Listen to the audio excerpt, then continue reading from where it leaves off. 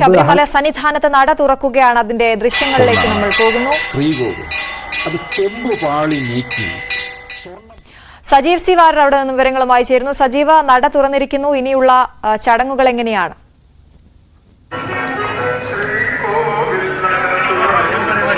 5 മണിക്കാണ് നട തുറന്നിരിക്കുന്നത്. നട തുറന്നതിന് ശേഷം ഇനി പ്രത്യേക പൂജകൾ ഉണ്ടാകും. എന്നാൽ തീർത്ഥാടകർക്ക്, ഭക്തർക്ക് അകത്തേക്ക് പ്രവേശനമില്ല. ഇപ്പോൾ ദേവസ്വം മന്ത്രിയും ഇങ്ങോട്ട് എത്തിച്ചേരും എന്നാണ് മനസ്സിലാക്കുന്നത്. നമുക്ക് ദൃശ്യങ്ങളിൽ അത് കാണിക്കാൻ സാധിക്കും.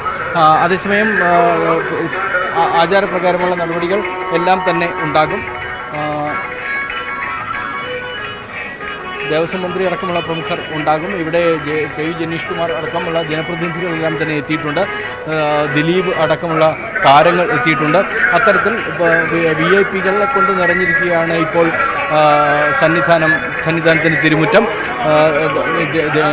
അതുപോലെ അരിജിത്ത് പസായത്തിനെ പോലുള്ള ജസ്റ്റിസ്, അങ്ങനെ അത്തരത്തിൽ നിയമരംഗത്തെയും മറ്റ് സാംസ്കാരിക രംഗത്തെയും രാഷ്ട്രീയ രംഗത്തെയും പ്രമുഖരായിട്ടുള്ള ആളുകൾ ഇവിടെ എത്തിച്ചേർന്നിരിക്കുന്നതാണ് നമുക്ക് കാണാൻ സാധിക്കുന്നത്. മന്ത്രി കെ രാധാകൃഷ്ണൻ ഇപ്പോൾ എത്തിയിട്ടുണ്ട്.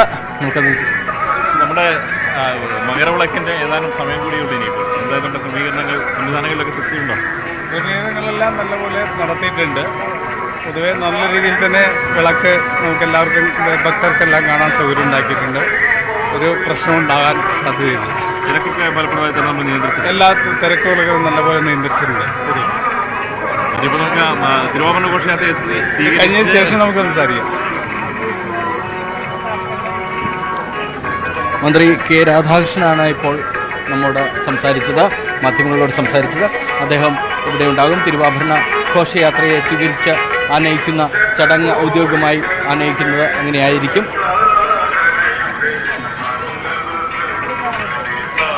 നമ്മുടെ മകരവിളക്കിനുള്ള സമയമായിക്കൊണ്ടിരിക്കുകയാണ്. എല്ലാ കാര്യങ്ങളും ഭംഗിയായിട്ട് നടത്താൻ വേണ്ടിയുള്ള സംവിധാനങ്ങൾ ഒരുക്കിയിട്ടുണ്ട്. തീർച്ചയായിട്ടും മകരവിളക്ക് നമ്മുടെ ഈ ശബരിമലയിൽ ഏറ്റവും നന്നായിട്ട് തന്നെ കാണാൻ എല്ലാ സൗകര്യങ്ങളും ഒരുക്കിയിട്ടുണ്ട്. തിരക്കുകളെല്ലാം നല്ലപോലെ നിയന്ത്രിക്കാൻ വേണ്ടി കഴിഞ്ഞിട്ടുണ്ട്. തീർച്ചയായിട്ടും എല്ലാവർക്കും മകരവിളക്കിൻ്റെ എല്ലാവിധത്തിലുള്ള ആശംസകൾ നേരുകയാണ്.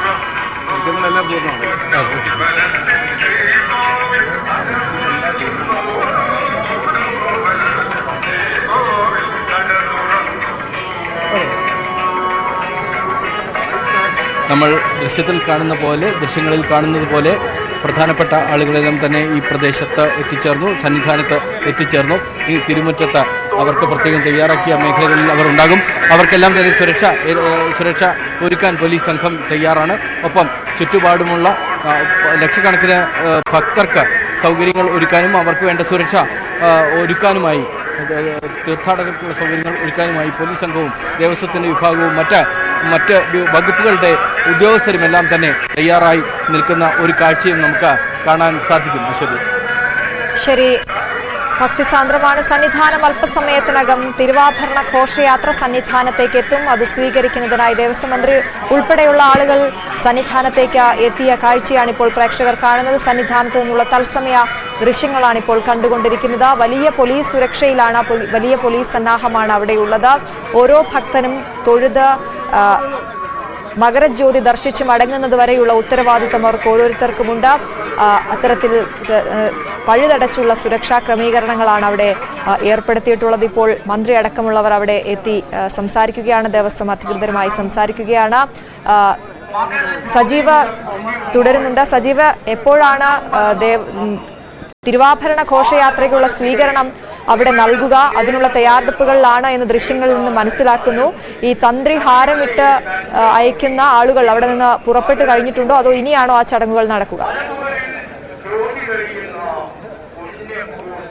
ആ ചടങ്ങുകളാണ് ഇപ്പോൾ പുരോഗമിക്കുന്നത്. അശ്വതി, തിരുവാഭരണ ഘോഷയാത്രയെ സ്വീകരിച്ച് ഔദ്യോഗികമായുള്ള സ്വീകരണം ഇവിടെ വെച്ചാണ്, സന്നിധാനത്ത് വെച്ചാണ്. അതിനുശേഷം തിരുവാഭരണ ഘോഷയാത്ര ഇവിടെ സംഗമിക്കുന്നതോടുകൂടി തിരുവാഭരണങ്ങൾ ക്ഷേത്രത്തിനകത്തേക്ക് കൊണ്ടുപോകും. ശ്രീകോവിലിനകത്തേക്ക് ഒരേ ഒരു പേടകം മാത്രം കൊണ്ടുപോകും.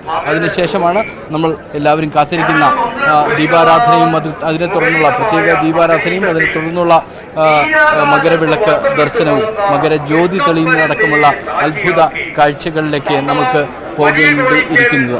ശരി, മകരവിളക്കിന് ഒരുങ്ങിയിരിക്കുകയാണ് സന്നിധാനം. എല്ലാ അർത്ഥത്തിലും അവിടേക്ക് തന്നെയാണ് എല്ലാ കണ്ണുകളും കാതുകളും. ഭക്തസഹസ്രങ്ങളാണ് ആ ഒരു നിമിഷത്തിനായി കാത്തിരിക്കുന്നത്. നമ്മൾ അവിടെ നിന്നുള്ള ദൃശ്യങ്ങളും പ്രേക്ഷകരിലേക്ക് എത്തിക്കുകയാണ്. ഒപ്പം